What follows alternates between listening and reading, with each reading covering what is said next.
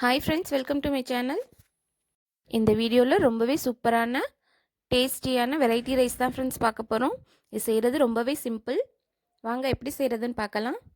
ஒரு கடாயை அடுப்பில் வச்சு 3 டேபிள் ஸ்பூன் அளவு ஆயில் சேர்த்துருக்கேன்.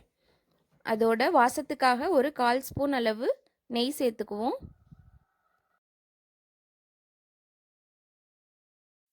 ஆயில் ஹீட் ஆனதும் 1/2 டீஸ்பூன் அளவு சோம்பு சேர்த்துக்கோங்க.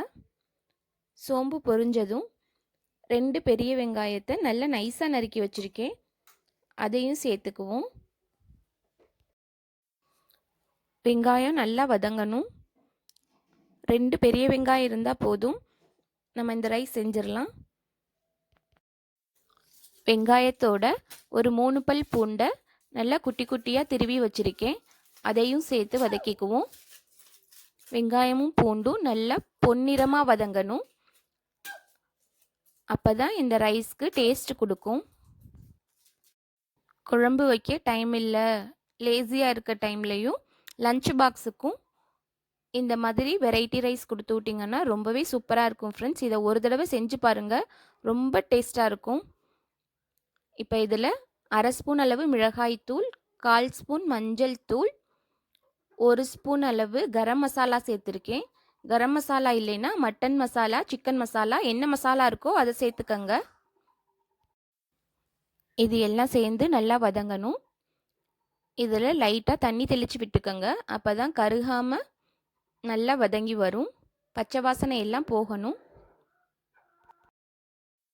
இதுக்கு தேவையான அளவு உப்பு சேர்த்துக்குவோம். ரைஸில் ஏற்கனவே உப்பு சேர்த்து வடித்து வச்சுருக்கேன். இந்த மசாலாவுக்கு மட்டும் உப்பு சேர்த்துக்கலாம்.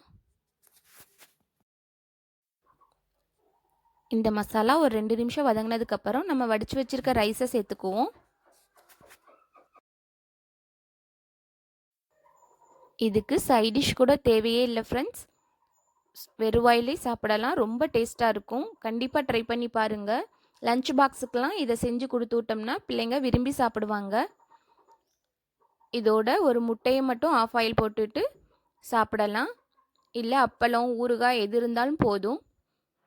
ஃபைனலாக கொஞ்சமாக கொத்தமல்லி தழை தூவி அடுப்பை ஆஃப் பண்ணிடலாம். அவ்வளோதான், நம்மளோட ஆனியன் ரைஸ் ரெடி ஆயிருச்சு. இது செய்கிறது வெறும் 5 நிமிஷத்தில் செஞ்சு முடிச்சிடலாம் ஃப்ரெண்ட்ஸ். டேஸ்ட் ஆனால் ரொம்ப சூப்பராக இருக்கும். கண்டிப்பாக ட்ரை பண்ணி பாருங்கள். வெங்காயத்தையும் பூண்டையும் மட்டும் நல்லா வதங்க விட்டுருங்க, அதுதான் இதில் மெயின். இந்த ரைஸ்க்கு டேஸ்ட்டு கொடுக்குறதே வெங்காயம்தான். ஓகே ஃப்ரெண்ட்ஸ், இந்த வீடியோ பிடிச்சிருந்தா லைக் பண்ணி ஷேர் பண்ணுங்கள். மறக்காமல் நம்ம சேனலை சப்ஸ்கிரைப் பண்ணுங்கள். தேங்க்யூ.